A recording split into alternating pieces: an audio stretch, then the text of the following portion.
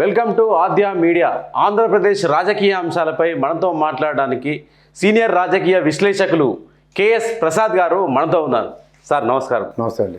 నిన్న పవన్ కళ్యాణ్ ఒక భావోద్వేగంగా అంటే చాలా డెప్త్గా ఉంది ట్వీట్ వచ్చేసి, ఆ ట్వీట్లో అంటే బ్రిటిష్ సామ్రాజ్యాన్ని అంటే బ్రిటిష్ వాళ్ళు మన దేశాన్ని పరిపాలించారు, అంటే మనవాడు బ్రిటిష్లో ప్రధాని అయ్యాడు, కానీ మన దగ్గర వచ్చేసి అంటే ఒక వ్యక్తి నామినేషన్ వేయాలంటేనే భయపడే పరిస్థితి వచ్చేసింది. ఒక ఫ్యూడల్ వ్యవస్థ అనేది తయారైపోయింది.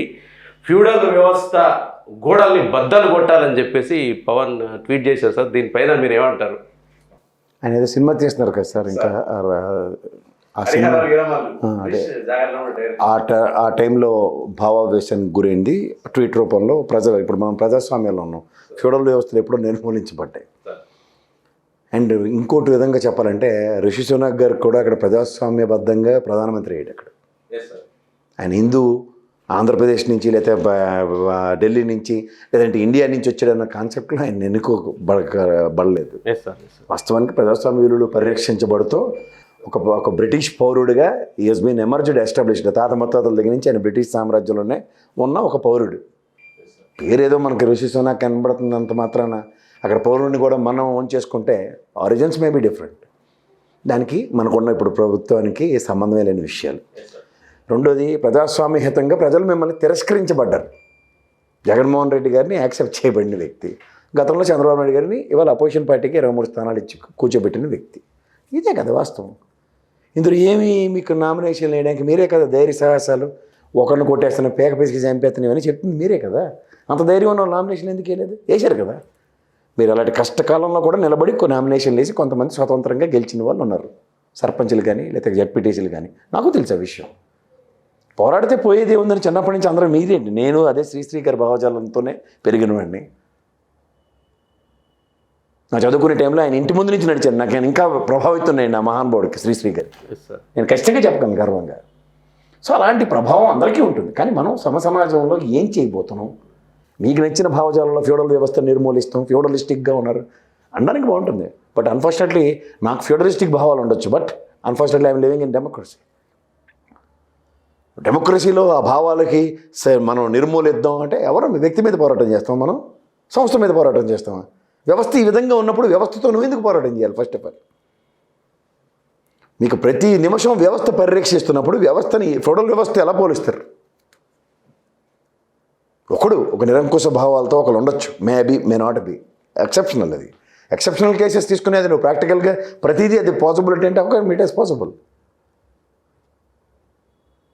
పోనీ మీరు అంటున్నట్టుగా అదే నిజంగా ఫ్యూడల్ వ్యవస్థలో మనం లేం కదా, మీకు తెలుసు కదా. Are we living in feudalistic వ్యవస్థ? డెమోక్రసీ కదా.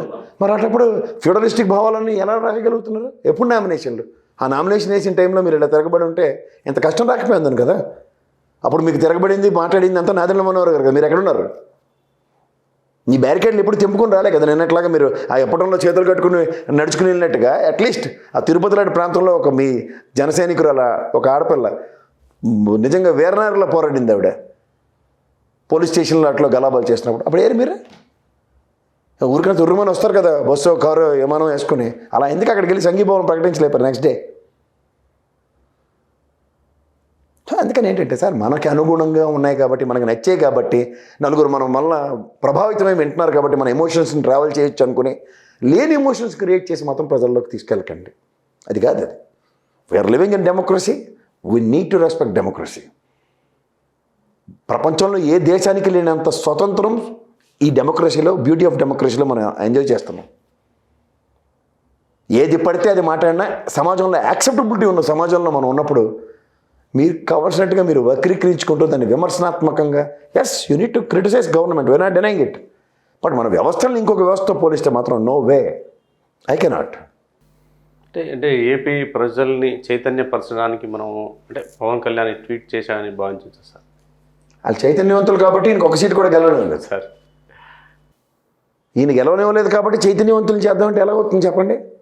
అరే, ఒక జగన్మోహన్ రెడ్డి గారు, ఒక రాజశేఖర రెడ్డి గారు, ఒక చంద్రబాబు నాయుడు గారు ప్రజల మనసులు గెలుచుకుని ముఖ్యమంత్రుల కింద ప్రతిష్ఠించబడ్డారు, నిజమైన హీరోల కింద. ప్రజల మననం లేకుండా ప్రజాస్వామ్యంలో ప్రజలకు మనసులు గెలుచుకోకపోతే వాళ్ళు నాయకులు ఎలా అవుతారు? అధినాయకులు ఎలా అవుతారు? ఏమని ఆ సినిమాలో కూర్చుని హీరో అంటే హీరో కానండి, సినిమా hero, we respect him, that's it. ప్రజాస్వామ్య హీరో కాదు కదా.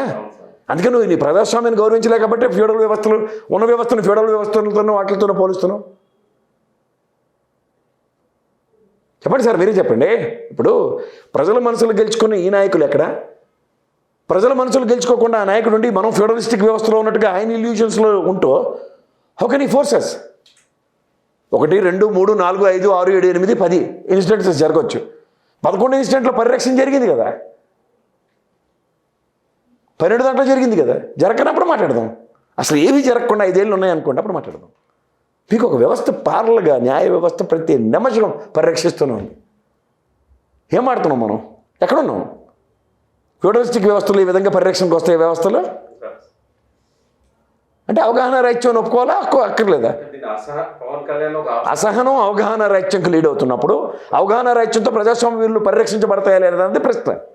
పరిరక్షించబడవు. అందుకే నీకు ఆల్రెడీ 2019లో అదే తీర్పు ఇచ్చారు. మళ్ళీ ఇదే కంటిన్యూ చేస్తానంటే ధన్యవాదాలు. Thank you sir, thank you.